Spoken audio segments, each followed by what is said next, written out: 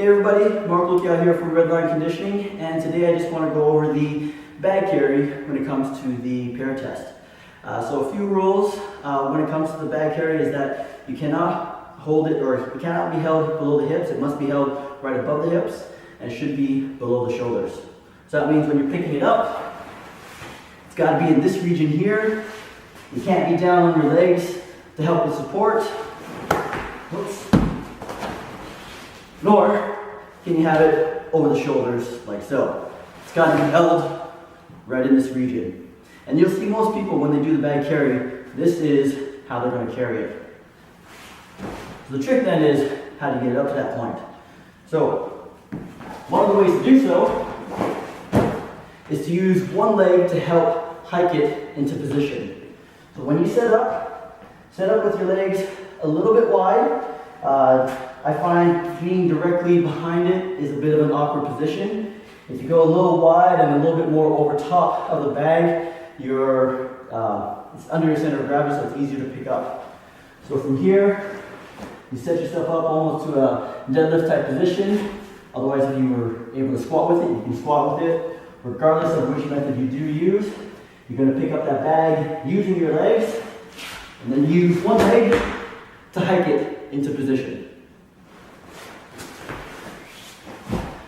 Another method I've seen some people do, especially those who lack some of the strength to be able to just pick it up and hike it like so, is they will start off on the ground and they will try to get the bag onto one leg.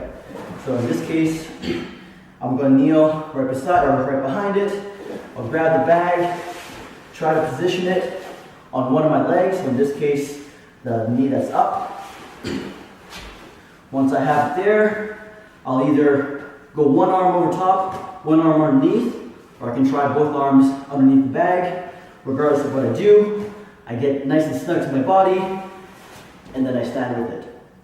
It's still an awkward position to get into, and again, if you are a person who lacks some of the strength, it's still going to be on the difficult side of things. So those who I've seen have difficulty in terms of lacking the strength, a method I've seen that has been successful is you still set up similar to the first position I showed.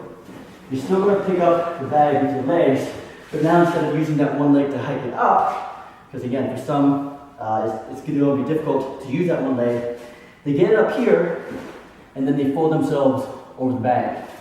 And from this position, one arm goes over top, one arm goes underneath, and then you stand up with it. So now if you see it, it's being held above my hips and still below my shoulders. Now make sure when you put the bag down, you're not just dropping it, you gotta put it down under control. Because if you drop it, you essentially fail the bag portion of the test and you end up failing the entire PARE test itself. So put it down under control.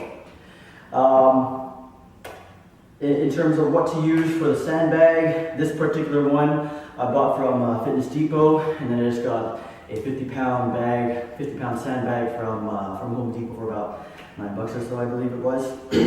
So it's relatively inexpensive to get yourself a sandbag, but it is something that, because it is specific, you want to practice it a little bit more often. At the same time, make sure that you're doing strength training. So get yourself strong in your upper body, get yourself strong in your legs. But that's a video for another day. Otherwise, try those methods, give it a shot, see what you're able to do. And if you got any questions, you can always email me at redline.conditioning@gmail.com. Otherwise, you can also leave a comment below. So, good luck to every one of you in the application process, and hope to see you guys as Leos.